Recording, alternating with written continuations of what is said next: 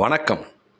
நமது நடிகர் திலகம் அவர்கள் பாடல் காட்சியில தத்ரூபமா நடிப்பாரு அப்படின்றது எல்லாருக்குமே தெரியும்.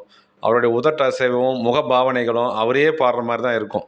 இது எல்லாருக்கும் தெரிஞ்ச விஷயம் தான். இந்த சிம்ம குரலனுக்கு டிஎம்எஸ் உடைய வெண்கல குரல் அவ்வளோ பொருத்தமா இருக்கும்.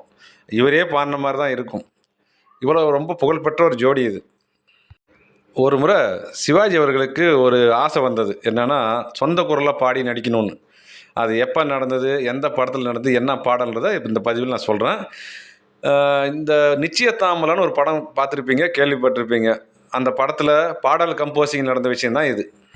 வழக்கம் போல இப்போ கம்போசிங்கில் எம்எஸ்வி அவர்களும், கவிஞர் அவர்களும், கதாசிரியர், டைரக்டர், தயாரிப்பாளர்லாம் கூடி உட்காந்து அந்த பணிகள் இருக்கிறாங்க.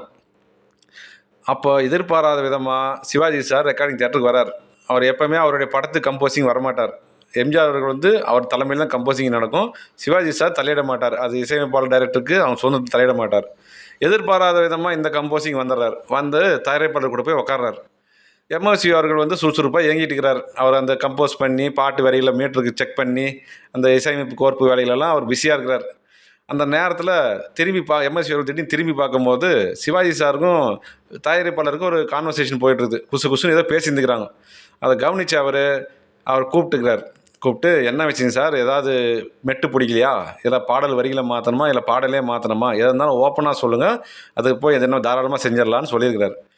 அப்புறம் தயாரிப்பாளர் என்ன சொன்னாராம், விசு கொஞ்சம் வான்னு சொல்லி தனியாக கூப்பிட்டு போய், பிரச்சனை ஒன்றும் இல்லை, சிவாஜி சாருக்கு இந்த பாட்டு ரொம்ப பிடிச்சிருச்சு, அந்த பாட்டை அவரே பாடணும்னு ஆசைப்பட்றாரு, நீ என்ன சொல்கிறேன்னு கேட்டுக்கிறாரு.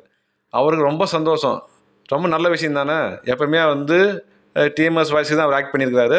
அவர் குரலுக்கே அவர் ஆக்ட் பண்ணால் எப்படி இருக்குன்றது ஒரு நாவல்ட்டியாக புதுமையாக தானே இருக்கும். அதனால் தைரியமாக வர சொல்லுங்கள், ப்ராக்டிஸ் வர சொல்லுங்கள், பாட்டை நல்லா கற்றுக்கிட்டு பாடினார்னா டேக்கு போயிடலாம் அப்படின்னு சொல்லி இசைவு தெரிவிச்சிருக்கிறார்.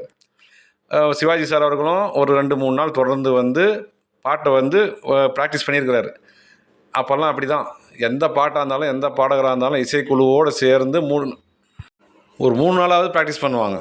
அப்புறமா தான் ரெக்கார்டிங் போவாங்க.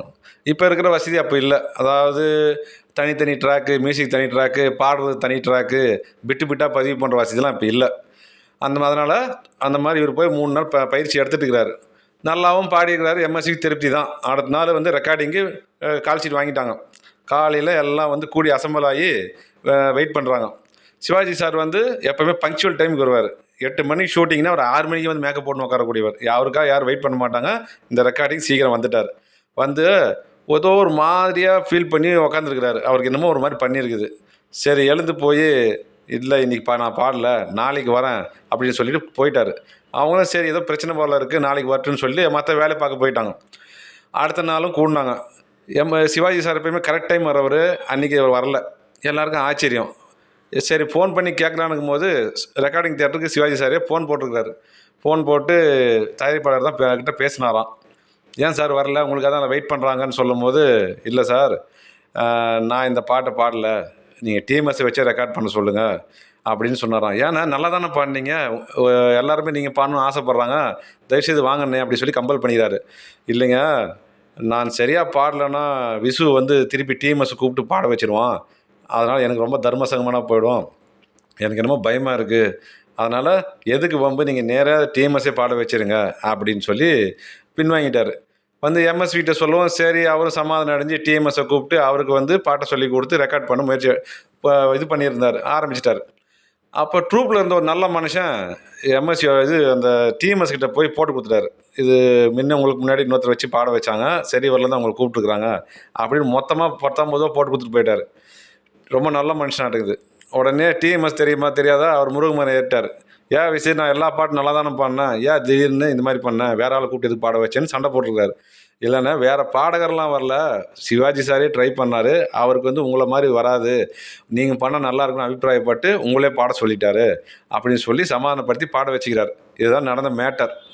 சரி, அந்த பாட்டு என்ன பாட்டுன்னு சொல்ல சஸ்பென்ஸில் வச்சுட்டேன் இல்லையா, இப்போ சொல்லிடுறேன். என்ன பாட்டு தெரியுமா அது? படைத்தானே மனிதனை ஆண்டவன் படைத்தானே, வளர்த்தானே மனதில் கவலைகள் வளர்த்தானே, இந்த பாட்டு தாங்க. சிவாஜி சார் பாட்டு கேட்க முடியலையேன்னு வருத்தப்படுறவங்களுக்கு நானே ஒரு டைம் பாடிடலான்னுக்கிறேன். படைத்தானே படைத்தானே